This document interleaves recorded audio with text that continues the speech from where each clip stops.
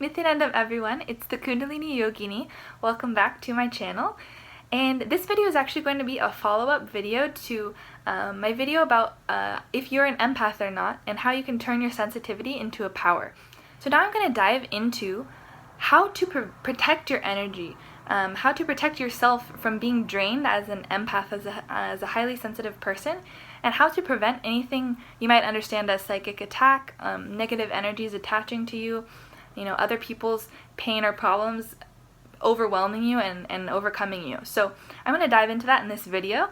For anyone who feels like they are an empath or a highly sensitive being, I highly recommend you watch this video because these are things that have personally helped transform my experience of going through life as an empath, and how I've empowered myself to own this quality in me and not get overtaken by it. So there's 5 tips I'm going to dive into for you guys, so stay tuned. Okay, so the first thing is to be aware of your environment. Okay, you have to be smart about where you place yourself and who you place yourself with as an empath. This is everything. And I don't say this actually to tell you, I don't like to say it in a fear-based way where I'm saying, be really careful, like if you walk into a room and you feel like negative energy, get out of there. I'm not one that really believes in the power of negativity to overcome positivity. I truly believe and have experienced that as soon as you own your power, nothing is more powerful than you. It's a decision you make consciously, but until maybe you're not at that space yet personally. So these are a few ways you can kind of help ease that situation, okay? But that being said, it really does matter, especially who your closest friends are, who you're spending a lot of time with. Because right, they always say, you are the 5 people closest to you. So if you're having friends which are very different from you and don't really understand the place you're in, where you're coming from, it can be really hard, and it can take a toll on you, and it can really make you feel isolated.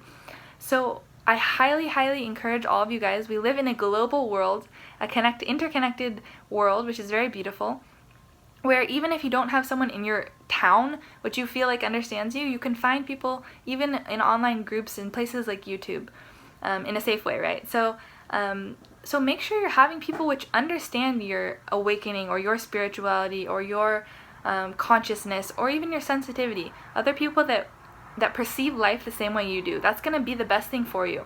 I remember when I was a little girl, my therapist, who is an amazing, very spiritual lady and really taught me more spirituality than psychology, she told me that it's really important as a highly sensitive being, because it's like, I think we're about 5% of the population statistically, or less, that fall on this scale if you take a personality test. It's very important to date, marry, or surround yourself, make your best friends be highly sensitive people too, or else you can feel very isolated, and it just makes it so enjoyable and easy because these are people who perceive and feel a lot of what you do also. But the next key thing is something which I actually think is more important, removing from your life, which is what I kind of call conscious pollution. This is TV shows, movies, music, which is highly toxic to your emotional state and your consciousness. Repeating and listening to these things over and over again, it affects you deeply whether you know it or not. Consciously or unconsciously, it affects us. This is just a known fact, right? So if you're watching some show which is super depressing, like 13 Reasons, I think it's called 13 Reasons Why, about suicide, self-harm, abuse, highly recommend you stop watching those kind of shows. Horror movies, get that out of your consciousness right now. Heavy metal music, all of this, take that violence out of your space, because as a highly sensitive being, as an empath, frequency, vibration, energy, we can literally feel it in our body. You can even get physically sick from it as an empath. I've had this happen to me many times. Even my body reacts to these kind of things. So get that trash out of your life. Clear your space. Have positive vibrations. Listen to uplifting, empowering music.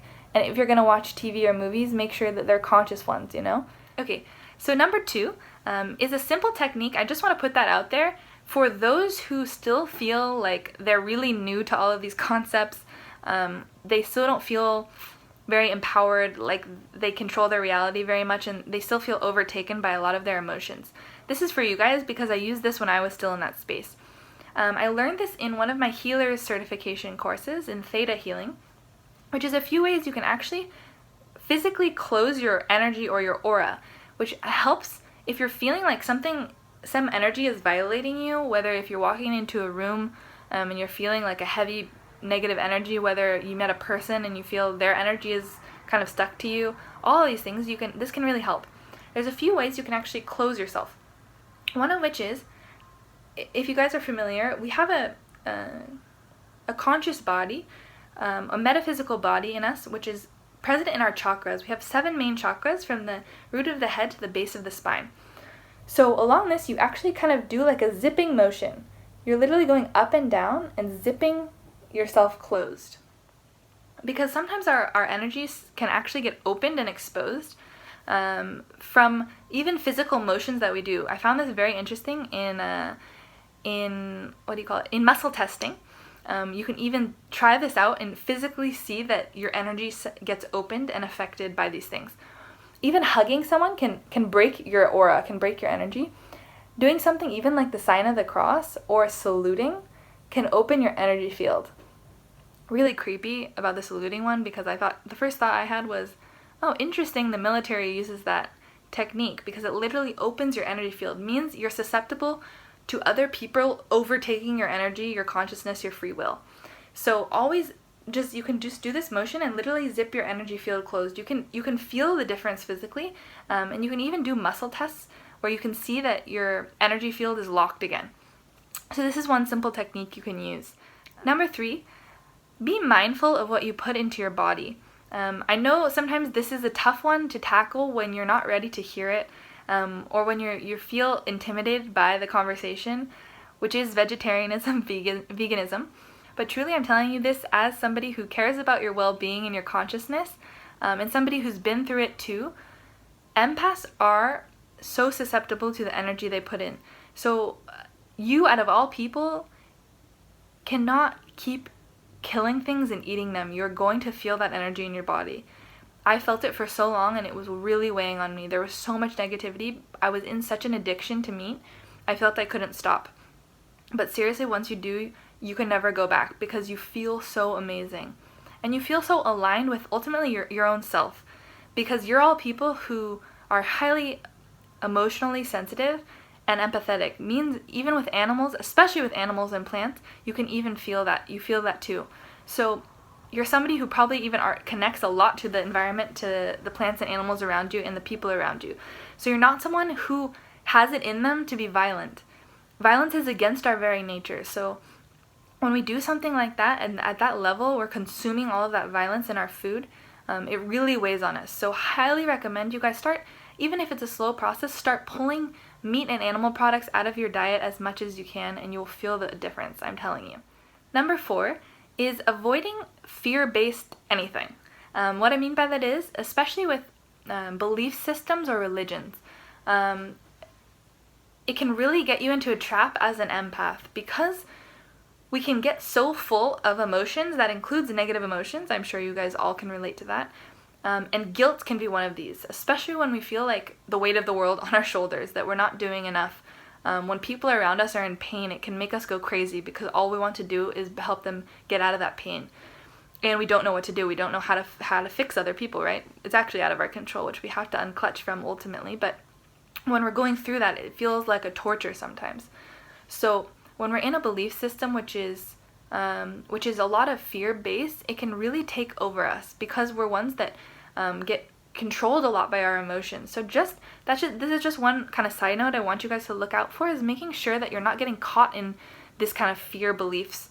Why I'm bringing this up is because even, especially negative entity, like spiritual concepts such as demons and ghosts and possession, these kind of beliefs and concepts I've seen really can take over empaths' lives and make them go a little crazy and schizo, because the fear gets so much in them. They can feel it so deeply that even that takes over them.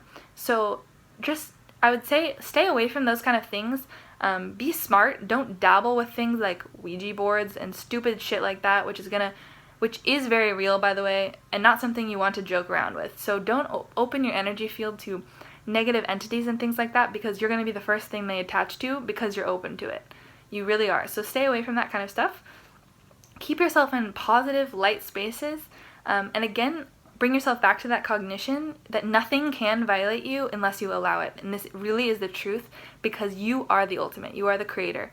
So always you can close yourself up, keep telling yourself, nothing can violate me, and get yourself back into that positive space. And last piece of advice, number 5, is what I kind of ended my last video with also, which is use your gifts as much as possible for others. This is the best thing you can ever do for yourself, really, because not only is it the only thing which is going to fulfill you as an empath, because you're born to live for others.